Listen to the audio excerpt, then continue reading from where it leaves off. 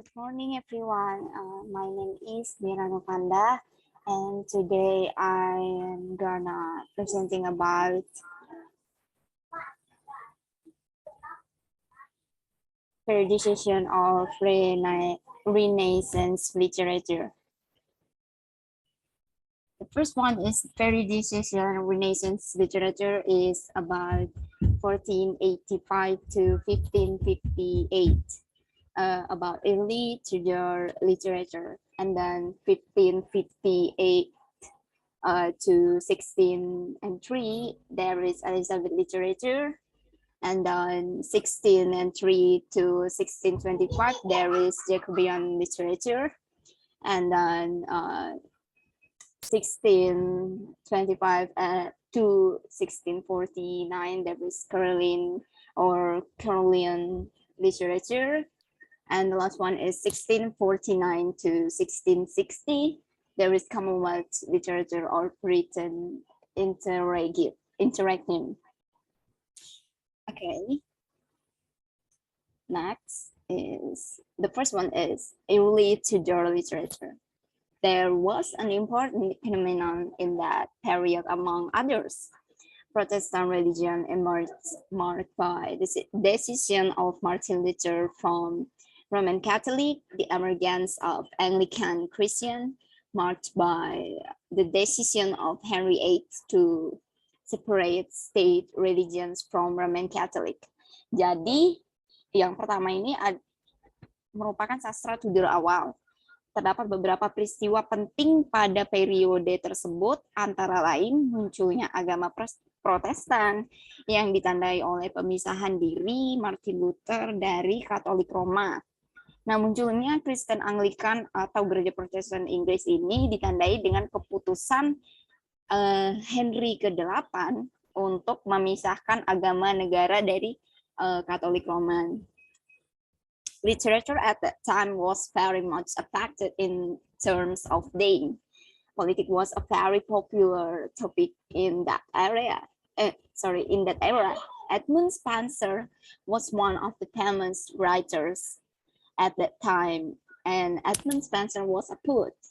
Jadi sastra pada masa itu berpengaruh sangat besar dalam hal tema politik. Nah, merupakan topik yang sangat populer pada era tersebut. Jadi politik itu merupakan topik yang benar-benar populer pada masa early Tudor literature. Nah, ada Edmund Spenser yang merupakan salah satu sastrawan yang paling terkenal pada masa itu. Edmund Spenser ini juga seorang penyair. Ada beberapa puisi-puisi karya Edmund Spenser. Yang pertama ada The Fairy Fion or Epic Poem. I'm sorry if there is a wrong pronunciation. Yang kedua ada The Shepherd's Calendar, Complaints or Poetry Collection, Daphnaida Elegy, Collins Clothes Come Home Again or Pastoral Poem.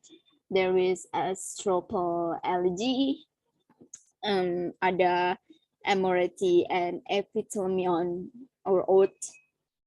Selanjutnya ada For Hymns or Hymn or Poem for Prayer. There is Proclamation or Proclamion, I don't know. Or Nuptial or Marriage Song. There is Spenser Heavy Correspondence or Letter between Edmund Spenser and Gabriel Harvey. And the last one is A View of the Present State of Ireland. Nah, or conversation or like a play script. Jadi ini merupakan puisi-puisi karya Edmund Spenser di masa early Tudor literature.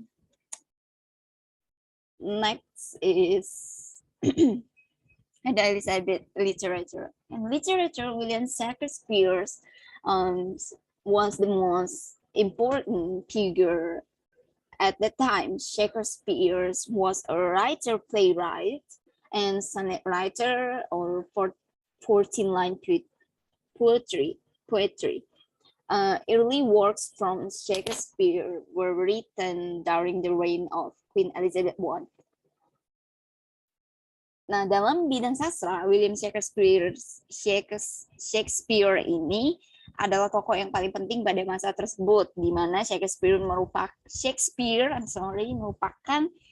seorang penulis naskah drama atau playwright. Nah, dan penulis soneta itu puisi 14 baris. Karya-karya awal dari Shakespeare itu ditulis pada masa pemerintahan Ratu Elizabeth pertama. Nah, selanjutnya, after the Tudor period, England entered the Elizabeth period or the reign of Queen Elizabeth I. She is the daughter of King Henry VIII. In politics, Queen Elizabeth I was able to protect England from the Spanish kingdoms, attack and domestic conflicts. Jadi peran si Queen Elizabeth ini setelah periode Tudor itu Inggris memasuki periode Elizabeth atau pada masa pemerintahan Ratu Elizabeth pertama. Ia adalah putri dari Raja Henry ke-8. Dalam bidang politik, Ratu Elizabeth pertama ini sangat mampu melindungi Inggris dari serangan kerajaan Spanyol maupun konflik-konflik dalam negeri. Shakespeare's plays were grouped into 3 groups, which are tragedy play, comedy play, and story play. And the other literary figures, there is Marlowe, Keats, Sidney, which are their writing were written when Queen Elizabeth I reigned. Jadi karya dalam karangan Shakespeare dikelompokkan ke dalam 3 grup, antara lain ada tragedi atau drama tragedi, atau drama komedi, dan drama sejarah seperti itu. Dan ada juga tokoh-tokoh sastra lain selain Shakespeare di masa Elizabeth literature ini. Yang pertama itu ada Marlowe, ada Keats, ada Sidney, yang mana tulisan mereka juga ditulis ketika Ratu Elizabeth pertama berkuasa. Next, ada Jacobean literature. Nah, Jacobean literature ini in 1603 to 1625, Jacobus was the Latin terms from James that took place in the era of James I or James VI of Scotland. Jadi pada tahun 1603 sampai 1625 Masehi, Jacobus ini Jacobus adalah istilah Latin dari James. Nah, berlangsung pada era James pertama atau James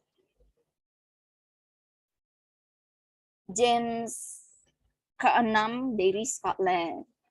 Nah, the last of Shakespeare's works such as King Lear 1605, Macbeth 1606, and The Tempest 1610 was written in the era of James. The other writers in the era are Emilia Lanier, Ben Jonson, and John Donne.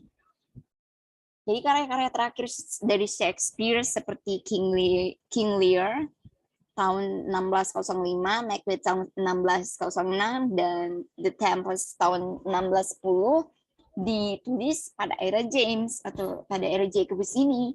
Tokoh-tokoh sastra lain pada era ini antara lain Emilia Lanier, Ben Jonson, dan John Donne. Next, itu ada era atau periode Caroline or Caroline literature. In the era 1625 to 1649, Carolus was the Latin term from Charles that was take place in the era of Charles I reigned, and John Milton, George Herbert, Robert Herrick, the sons of Ben, and the others wrote literature during the reign of King Charles I and Cavaliers. Cavaliers are the supporter of King Charles I in the English Civil War. Jadi selanjutnya adalah di mana kita masuk pada era sastra Caroline itu pada era tahun 1625 sampai 1649 Masehi, di mana Carolus adalah istilah Latin dari Charles. Jadi ini termasuk dari Caroline atau Carolean literature atau Charles literature. Berlangsung pada era kekuasaan Charles pertama. Ada John Milton, ada George Herbert, Robert Herrick, the Sons of Dan, dan lainnya penulis sastra pada masa pemerintahan Raja Charles pertama, dan Cavaliers. Cavaliers ini merupakan para pendukung dari Raja Charles pertama pada Perang Sipil Inggris. Selanjutnya itu kita masuk pada era Commonwealth. Ini era terakhir dari Renaissance. Commonwealth literature or Puritan literature. Oh, ada typo di sini. Under the power of Puritans in the style of the dictator Cromwell, John Milton still keep writing, but we will also find other writers such as Andrew Marvell and Sir Thomas Browne in that time. Nah, di bawah kekuasaan Puritan, ala atau ciri khas Cromwell yang diktator ini, John Milton masih terus menulis. Namun di sini kita juga bakalan bisa lihat sastrawan-sastrawan lain seperti Andrew Marvell dan Sir Thomas Browne pada masa itu. Nah, ini merupakan daftar karya-karya atau karangan sastra dari John Milton. Ada On the Morning of Christ's Nativity, or Shakespeare's dengan tahun-tahunnya. Ada Comus, ada Lycidas, ada Ethiopian Demonis, ada of Reformation, Animations of Philetical Episcopacy, dan lain sebagainya. Dan tapi ada satu karya sastra yang ditulis oleh John Milton ini tidak diketahui tahun berapa. Itu ada Oh His Blindness, or When I Consider How My Life is Spent. Nah, ini date-nya unknown, tidak diketahui. Sedangkan yang lainnya tersusun rapi dan diketahui tahunnya. Next is ada, nah ini conclusion atau kesimpulan dari era dari Renaissance. Every period in the Renaissance era in the literature works influence each other in the intellectual field of language, religion, art, and art. Art, politics, and humaniores gave a big influence on Renaissance literature. Jadi semua periode pada masa Renaissance ini adalah era ketika karya-karya sastra sangat berpengaruh. Mereka tuh berbagi pengaruh satu sama lain dalam bidang intelektual, dalam bidang kebahasaan, keagamaan, dan kesenian atau seni politik dan bidang humaniora ini memberikan pengaruh yang sangat besar terhadap sastra Renaissance. Nah, itu kenapa Renaissance itu disebut sebagai masa pencerahan atau masa kejayaannya Inggris pada saat tersebut. Next, itu ada styles of Elizabethan English literature, authors and their works. Jadi ada corak karya atau gimana ya, cara-cara dari sastra Inggris periode Elizabeth, pengarang-pengarang serta karya-karyanya itu seperti apa sih? Okay, during the reign of Queen Elizabeth I, or first, the spirit of the Renaissance movement was increasingly dominant in England. And after being able to defeat the Spanish Armada, the British suddenly found their identity. The spirit of patriotism, self-confidence, intellectual progress, and great passion are expressed in literary works. Jadi, pada masa pemerintahan Ratu Elizabeth pertama, semangat gerakan Renaissance semakin dominan di Inggris. Dan setelah dapat mengalahkan armada Spanyol, bangsa Inggris itu tiba-tiba menemukan jati dirinya mereka masing-masing gitu. semangat patriotisme, kepercayaan diri, kemajuan intelektual, dan gairah besar terungkapkan dalam karya-karya sastra mereka.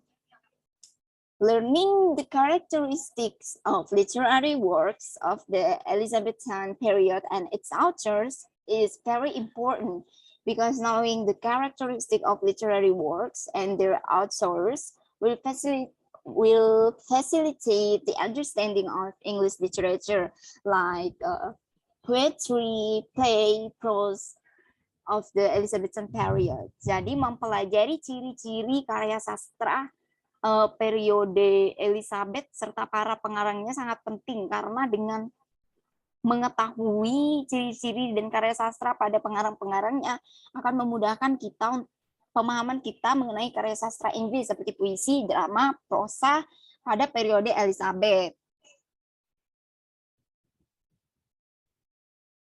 The next is Elizabethan period English authors and literatures.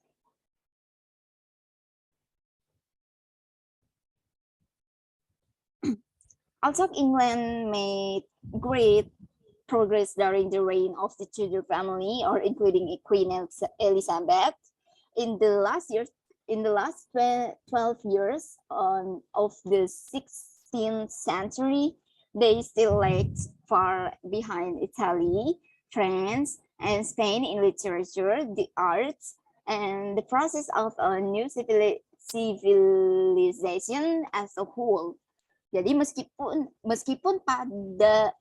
Inggris mengalami kemajuan yang sangat pesat pada masa kekuasaan keluarga Tudor termasuk Ratu Elizabeth pada 12 tahun terakhir abad ke-16, mereka masih tertinggal jauh dari Italia, dari Prancis dan dari Spanyol dalam bidang kesusastraan, kesenian, dan proses peradaban baru secara keseluruhan. English poets could only imitate foreign models. The most notable of these foreign models is the sonnet form, which originated in Italy. The sonnet contains 14 lines, but the rhyme pattern can vary.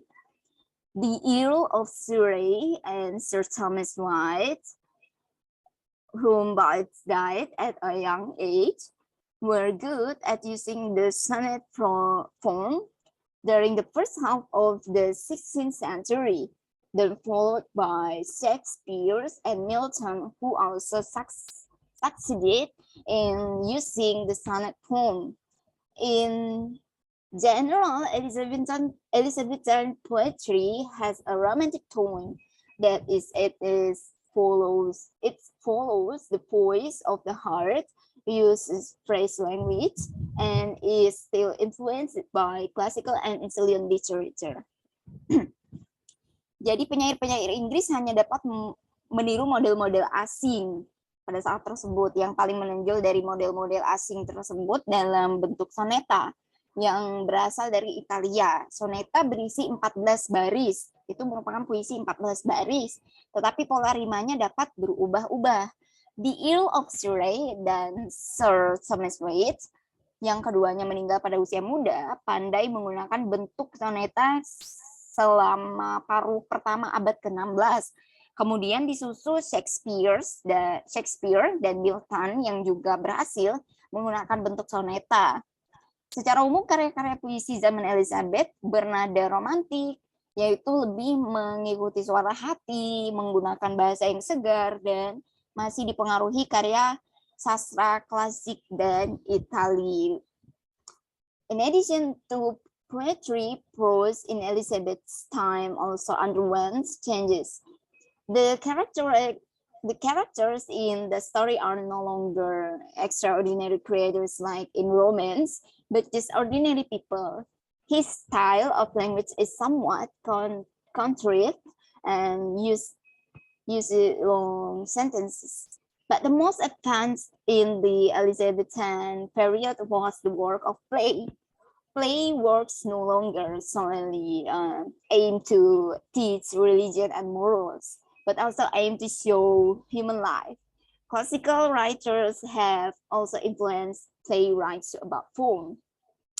In other words, British play has reached the level of artistic form. For more details, each type of literature, poetry, prose, play will be described one by one. Jadi di samping puisi, karya prosa pada zaman Elizabeth juga mengalami perubahan. Tokoh-tokoh ceritanya bukan lagi makhluk luar biasa seperti dalam romance, tetapi hanya orang-orang biasa yang dijadikan tokoh dalam karya sastra mereka. Gaya bahasanya juga agak dibuat-buat dan menggunakan kalimat-kalimat yang panjang. Tetapi yang paling maju pesat pada periode Elizabeth adalah karya drama. Karya drama tidak lagi semata-mata bertujuan mengajarkan agama dan moral, tetapi juga bertujuan memperlihatkan kehidupan manusia. Jadi udah agak mundur mengenai agama dan moral yang ada. Selanjutnya, pengaruhan klasik juga telah mempengaruhi para penulis drama tentang bentuk. Dengan kata lain, karya dalam Inggris telah mencapai taraf bentuk artistik, secara artistik. Untuk lebih jelasnya lagi, masing-masing jenis sastra, puisi, prosa, dan drama akan saya uraikan satu persatu. Yang pertama itu ada poetry atau puisi. The greatest poet after Chaucer and before Shakespeare was Edmund Spenser in 1552 to 1599.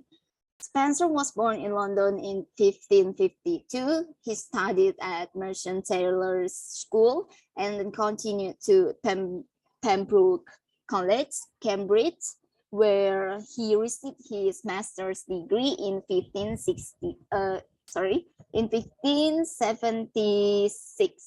In 1678, he made his career in service to the Earl of Leicester, London.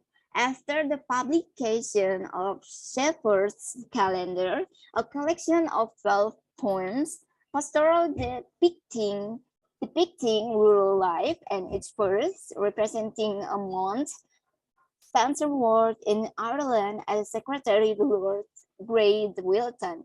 Spenser's other poems are complaints, or a collection of poems that describe Spenser's disappointment because the poem The Fairy Queen did not receive appreciation from Queen Elizabeth calling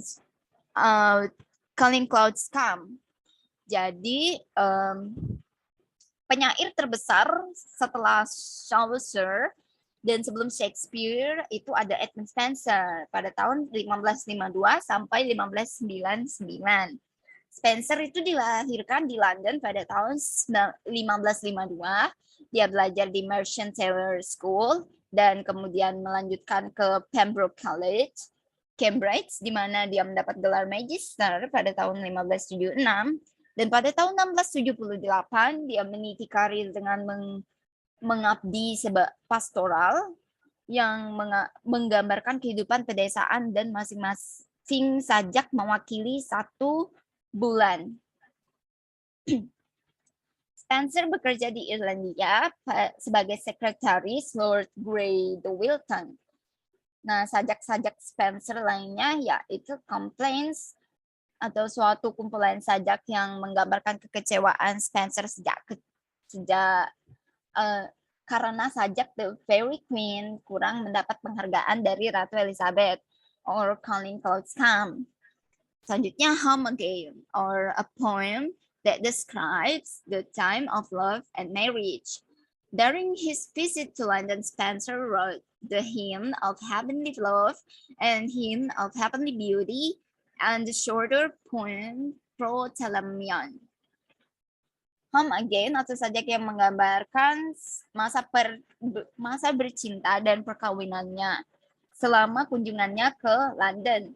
Spenser menulis Hymn of Heavenly Love dan Hymn of Heavenly Beauty dan puisi yang lebih pendek Protalamion. Spenser's most famous masterpiece is The Fairy Queen, a well-known and longest-running allegory in English literature. He planned to write 12 books. It's telling a story of a knight who represented one of the good deeds but could only finish 6 books.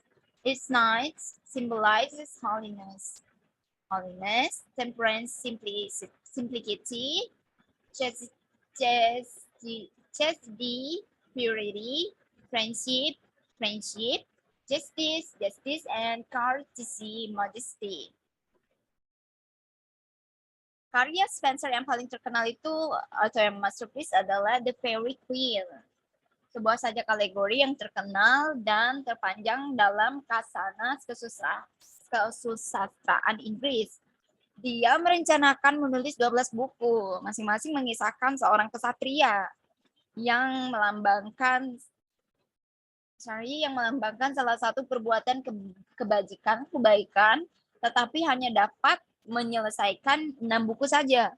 Masing-masing kesatria melambangkan holiness atau kesucian, temperance atau kesederhanaan, chastity kemurnian, friendship itu persahabatan, justice itu keadilan, dan courtesy itu kesopanan. The Fairy Queen was written in the form of stanza that became known as the Spenserian stanza. The Spenserian stanza is one of the most beautiful forms of poetry in English literature. The rhyme consists of 9 lines, 8 lines of iambic pentameter or 5 syllables of hard stress, and 1 line of iambic hexameter, 6 syllables of hard stress. The rhyme system is A, B, B, C, B, C, C. This stanza was later imitated by later poets such as Burns, Byron, Shelley, Keats. Here is an excerpt from stanza 41 from book 1, Canto first, which describe the house of Morpheus or sleep. Jadi The Fairy Queen ditulis dalam bentuk stanza yang kemudian dikenal sebagai Spenserian stanza. Spenserian stanza ini termasuk salah satu bentuk puisi terindah dalam kesusastraan Inggris. Sajak tersebut terdiri dari 9 baris, 8 baris iambic pentameter, 5 suku kata bertekanan keras, dan 1 garis iambic hexameter, 6 suku kata bertekanan keras. Sistem rimanya stanza 41 dari buku 1. Canto pertama yang menggambarkan the house of Morpheus atau sleep. Nah, ini merupakan contoh dari stanzanya atau rimanya pada karya si Spencer ini. Baik, selanjutnya other poets who were qualitative in the Elizabethan period included George Chapman in 1559 to 1634. One of the most prominent writers of this time, his emergence as a poet was rather late, and his first work was of its Banquet of Saints in 1595. 3 years later, he published Harold and Leander. 2 of his famous translations of the Iliad were completed in 1611, and the Odyssey 2 years later. Jadi penyair-penyair lainnya yang cukup bermutu pada periode Elizabeth antara lain George Chapman pada tahun 1559 sampai 1634. Salah satu sastrawan terpandang pada zamannya, kemunculannya sebagai penyair agak terlambat, dan karya pertamanya adalah Ovid Banquet of Saints tahun 1595. 3 tahun kemudian dia menerbitkan Hero and Leander dua karya terjemahannya yang terkenal diselesaikan pada tahun 1611 dan di Odyssey 2 tahun kemudian. Selanjutnya Michael Drayton in 1563 to 1631 spent most of his life devoted to his story, and he derives his inspiration from his story as shown in his poems Ballad of Agincourt and Polyalbion, a large poem in Alexandrian form 6 syllables under stress, which contains a description of the geography of England. Jadi selanjutnya ada Michael Drayton pada tahun 1563 sampai 1631 sebagian besar hidupnya menekuni sejarah dan dia memperoleh aspirasi dari sejarah seperti yang ditunjukkan pada sajaknya Ballad of Agincourt dan Polyalbion. Sebuah sajak besar dalam bentuk Alexandrian, 6 suku kata bertekanan keras yang berisi gambaran geografi Inggris. Selanjutnya ada Philip Sidney 1554 to 1586 was born into a wealthy family in England. He studied at Shrewsbury School and then went on to Oxford and lived abroad, Paris, Vienna, and Italy for several years. He wrote both poetry and prose, all of which were published after his death. And one of his works is Asdrubal and Stella, which is a collection of sonnets addressed to his experience.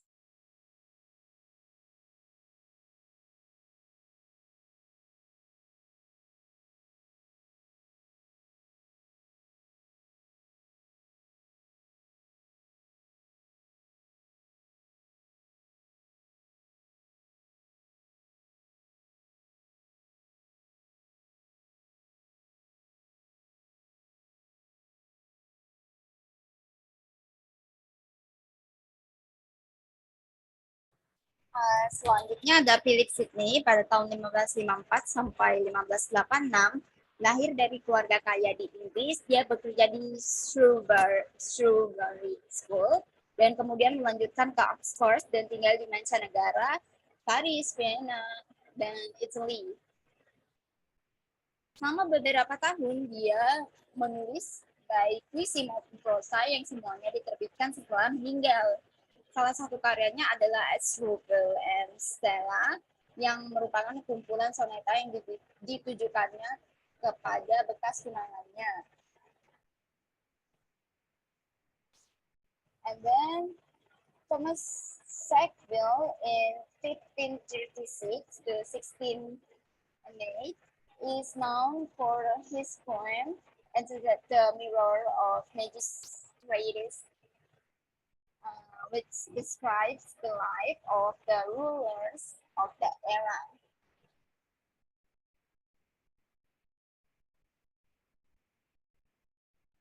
Jadi pada tahun 1536 sampai 1608, Thomas Sackville ini dikenal dengan sajaknya yang berjudul The Mirror of the Magistrates, yang menggambarkan kehidupan para penguasa pada masa atau pada zaman itu.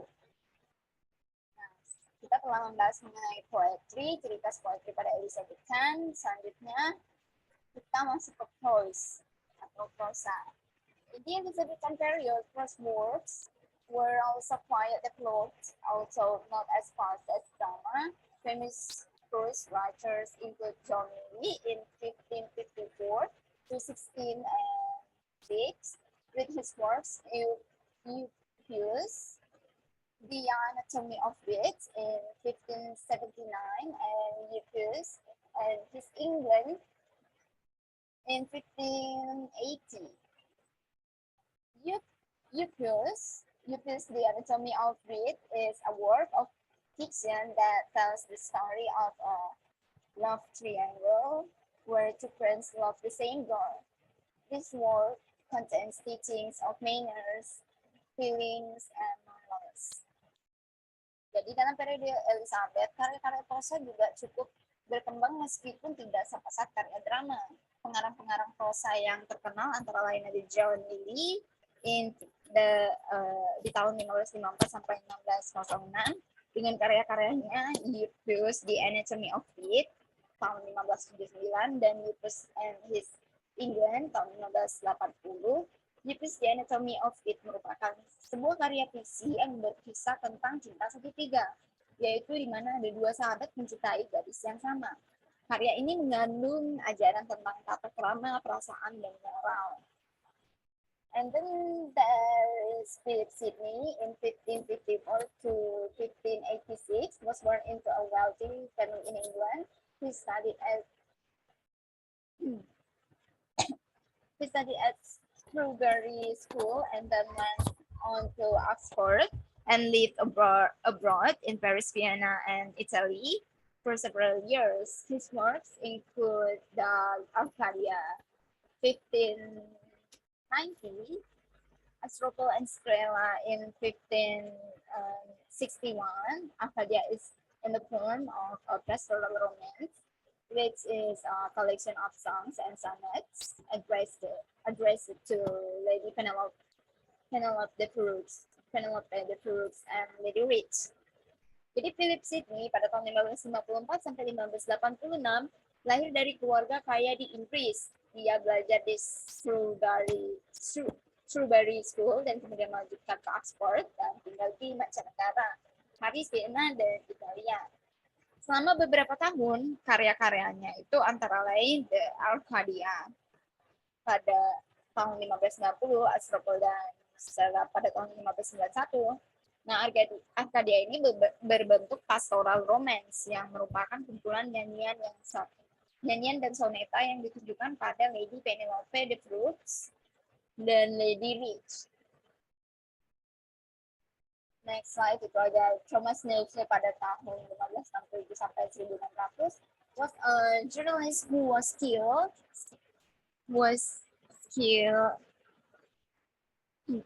skilled at writing in satirical form.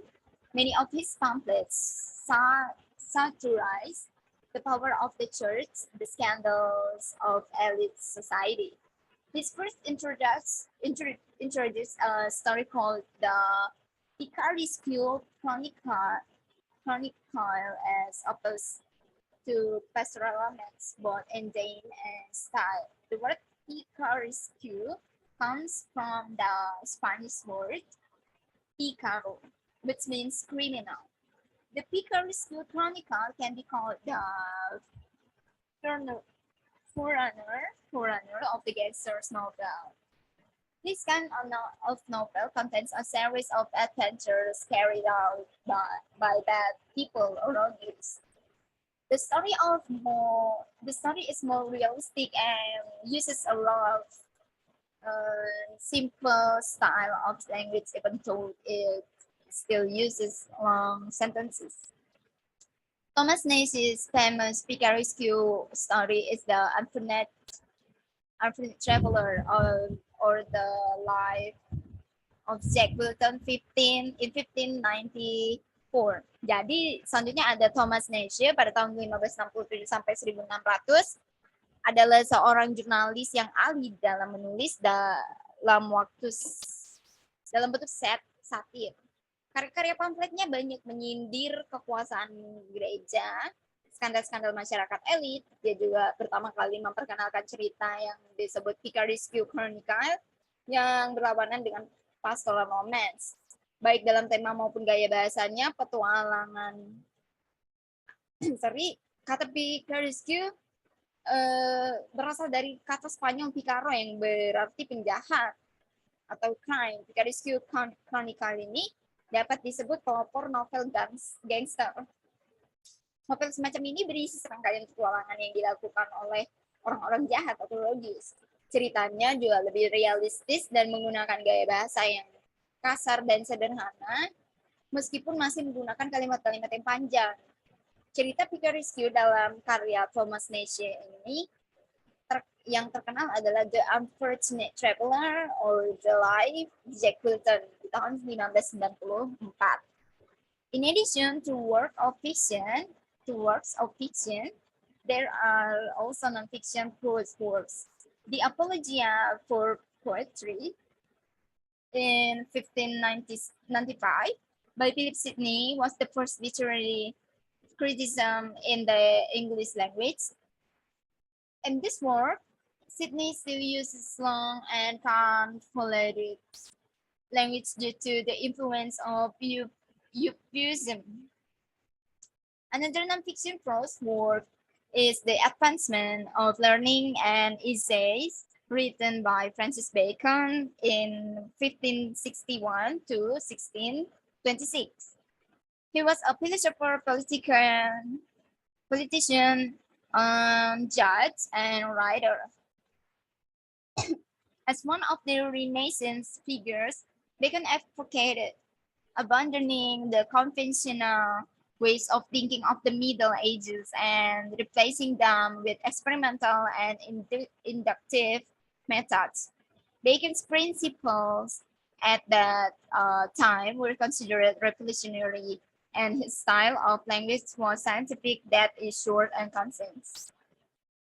Di samping karya-karya fiksi juga terdapat karya prosa non-fiksi, yaitu Apology for Poetry tahun 1595 yang ditulis oleh Philip Sidney, adalah suatu kritik sastra pertama dalam bahasa Inggris.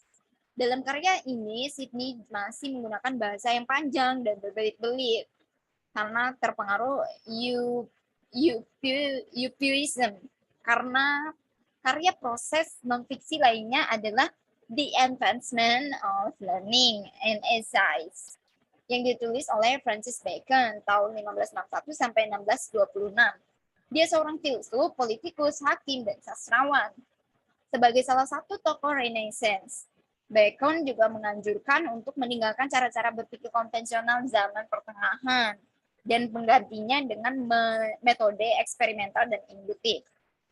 Prinsip-prinsip Bacon saat itu dianggap revolusioner dan gaya bahasanya bersifat ilmiah, yaitu singkat dan padat. Kita telah membahas mengenai ciri khas prosa dalam Elizabethan. Selanjutnya kita masuk ke dalam play. Nah, play. The development of the Elizabethan English drama began with John Lyly, Thomas Keats, and Robert Greene. They belonged to a playwright group called the University Wits and Wits, a Golden Pit with Christopher Marlowe. In 1564 to 1593, and William Shakespeare in 1564 to 1616. Christopher Marlowe in 1564 to 1593 was the son of a cobbler in Canterbury, who was educated at the town grammar school and at Cambridge. As one of the figures of the Renaissance movement, Marlowe always expressed his ideas and ideals through plays.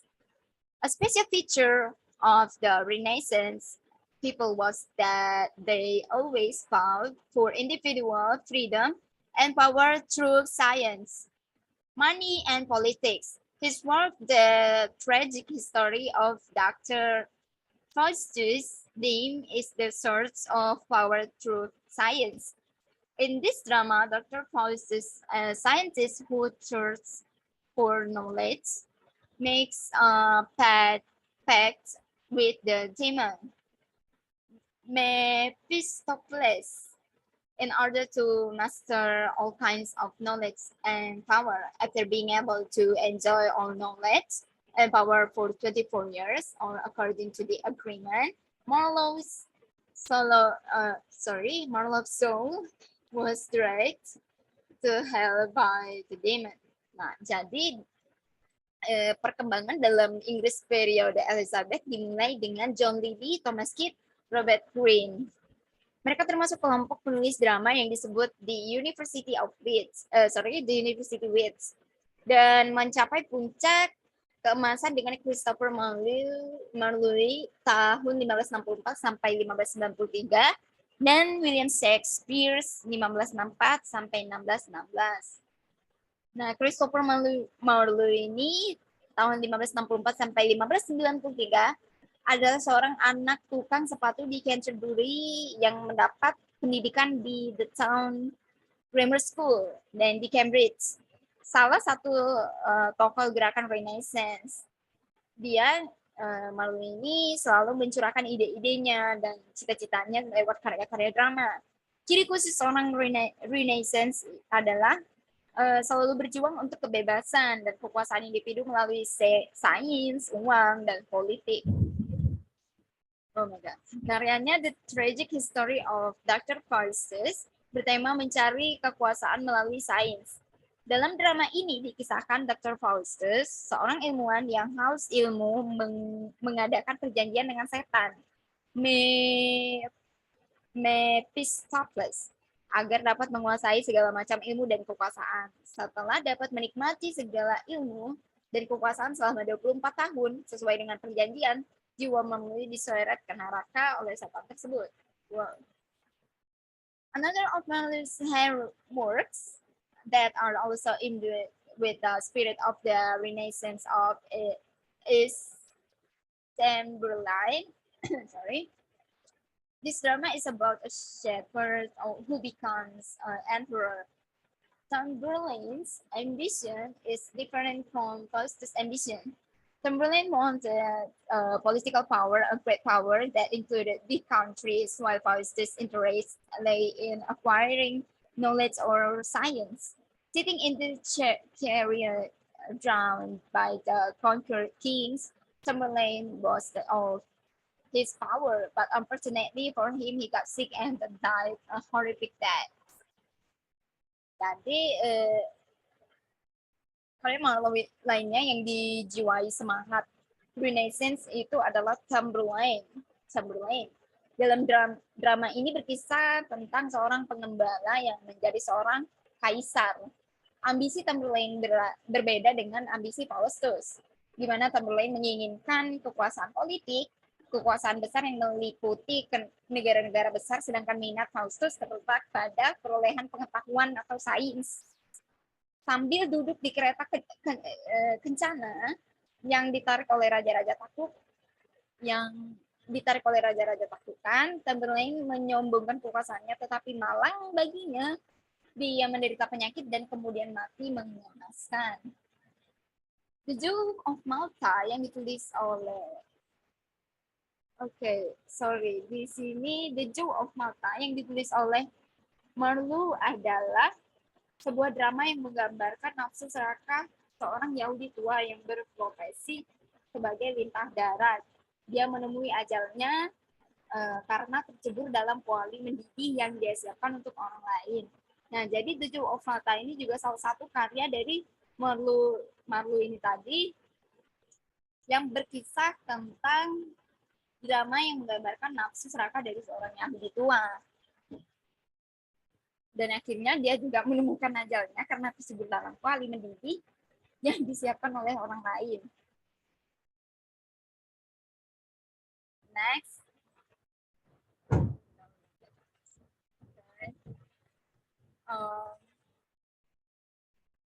Lanjut, William Shakespeare 1564 to 1616 was the greatest English poet and playwright. He was born in Stamford-on-Avon, a village about 60 miles west of London in 1564. He only attended the village grammar school, but his slow education did not prevent him from becoming a great man. Jadi, William Shakespeare ini adalah seorang penyair dan dramawan Inggris terbesar. Dia dilahirkan di Stamford-on-Avon, sebuah desa kira-kira 60 mil sebelah barat London pada tahun 1564. Dia hanya sekolah di The Village Grammar School, namun pendidikan yang rendah tidak menghalanginya untuk menjadi seorang yang besar. He has the capacity and intelligence to read great classics, which can be seen in his various works. In an effort to start his career, He is actively involved in the world of theater, both as a performer, manager, and writing scripts. Shakespeare had a great talent for drama or play, but a deep knowledge of human nature, a great sense of humor, imagination, and poetic talent. Unlike any other poet and playwright, living or dead, he works number 37 plays, several narratives, and 150 sonnets. His plays can be divided into three groups. Jadi, Shakespeare ini memiliki bakat besar dalam bidang drama, pengetahuan yang mendalam tentang sifat manusia, rasa humor yang tinggi, daya hayal, dan bahkan penyair yang tidak disamai oleh penyair dan dramawan lainnya, baik yang masih hidup maupun yang sudah meninggal. Karya-karyanya berjumlah 37 drama, beberapa naratif dan 150 soneta. Karya-karya dramanya dapat dibagi menjadi 3 kelompok, yaitu ada komedi, A Midsummer Night's Dream, The Merchant of Venice, As You Like It, The Tempest. Selanjutnya ada tragedi, itu ada Romeo dan Juliet, Julius Caesar, King Lear, Othello, Macbeth, Hamlet. Ada history, Richard II, Henry. Ada mengenai Henry juga, 4 dan 5. Selanjutnya, in writing plays, Shakespeare is not so concerned with the rules of classical plays. In tragedy dramas, comic scenes are inserted as an antidote to tension. Such an antidote is called a comic relief, which is marked by the appearance of people who will behave stupidly or comic servants. However, he still uses 5 acts as an classic plays, and the climax scenes usually occurs in the middle of Act 3 of actors. In his tragedy, Shakespeare also ignores the threefold principle of time, place, and motion. Scenes move from place to place regardless of distance and time. In Merchant of Venice, there are subplots or storylines such as King Lear, Midsummer Night's Dream, and other dramas. Shakespeare usually use the blank verse or rhymes without rhyming, and iambic pentameter or 5 syllables with a strong emphasis. The emotional scenes are described in high poetic language, while the dialogues of low characters use prose. Shakespeare drew material for his works from history, fairy tales, or legends, and other existing stories, and created very few stories of his own. But these materials are processed in such a way that the results become original creations. Jadi dalam menulis drama, Shakespeare tidak begitu peduli dengan aturan-aturan drama klasik. Dalam drama-drama tragedi diselipkan adegan-adegan komik sebagai alat penawar keterangan. Penawar semacam itu juga disebut comic relief, yang ditandai dengan munculnya orang-orang berperilaku tolol dan pelayanan-pelayanan komik. Namun demikian dia tetap menggunakan 5 babak seperti dalam drama klasik, dan adegan klimaks yang biasanya terjadi pada pertengahan babak ketiga. Dalam drama-drama tragedi, Shakespeare juga mengabaikan prinsip 3 kesatuan waktu, tempat, dan gerak. Adegan bergerak dari tempat yang satu ke tempat yang lain tanpa memandang jarak dan waktu. Dalam Merchant of Venice terdapat subplot atau alur cerita yang seperti halnya King Lear and Midsummer Night's Dream dan drama-drama lainnya. Shakespeare biasanya menggunakan blank verse, sajak atau tanpa rima, dan iambic pentameter, 5 suku kata bertekanan keras. Adegan yang penuh emosi digambarkan dengan bahasa puisi tinggi, sedangkan dialog-dialog tokoh rendah menggunakan bahasa prosa. Shakespeare mendapat bahan untuk karya-karyanya dari sejarah, dongeng, atau legenda, serta cerita-cerita lainnya yang sudah ada, dan hanya sedikit sekali menciptakan cerita-cerita sendiri. Nah, tetapi bahan-bahan ini diolah sedemikian rupa sehingga hasilnya menjadi cita-cita di sini.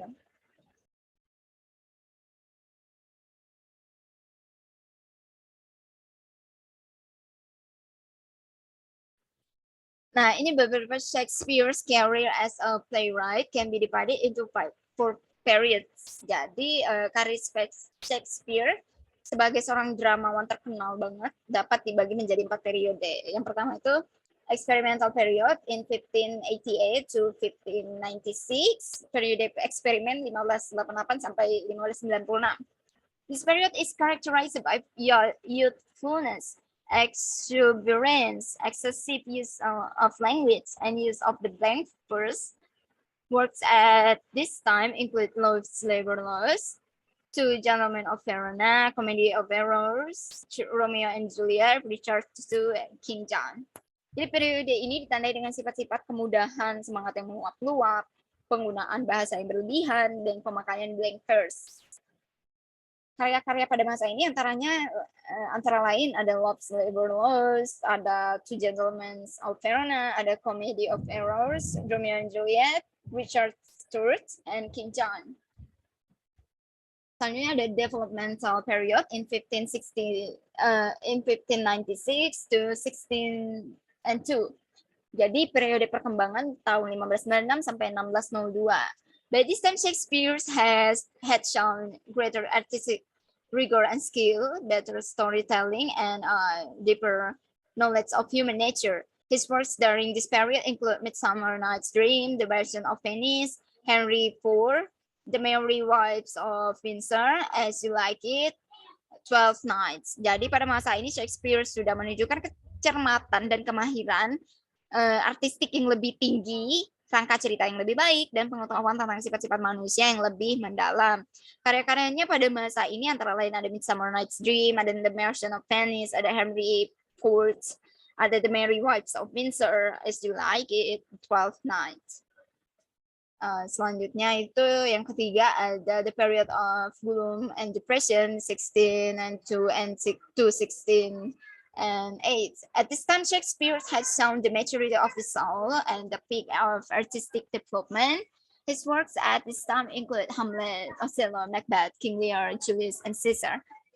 Selanjutnya ada the period of tranquility in 16 and 8 to 1613. This period ended Shakespeare's prolific period. His works includes Winter's Tale, Tempest. Jadi pada selanjutnya ada periode kemuraman dan depresi tahun 1602 sampai 1608. Pada masa ini Shakespeare sudah menunjukkan kematangan jiwa dan puncak perkembangan artistiknya. Karya-karyanya pada masa ini antara lain ada Hamlet, Othello, Macbeth, King Lear, and Julius Caesar. Periode ketenangan selanjutnya pada masa pada tahun 1608 sampai 1613. Periode ini mengakhiri masa produktif Shakespeare, di mana karya-karyanya antara lain Winter's Tale, Tempest. Another playwright who was quite prominent in the Elizabethan period was Ben Jonson in 1573 to 1637. Ben Jonson's father was an educated man but died before the birth of his son. His mother then remarried to a brickmaker, so Ben Jonson had to learn how to buy and sell bricks.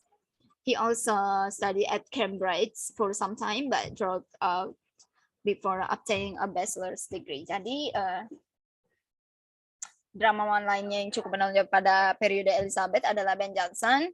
Ayah Ben Jonson ini merupakan seorang yang berpendidikan tetapi keburu meninggal. Jadi cepat sekali meninggalnya menjelang kelahiran anak laki-lakinya. Ibunya kemudian kawin lagi dengan seorang pembuat batu bata, sehingga Ben Jonson harus mempelajari cara jual beli batu bata.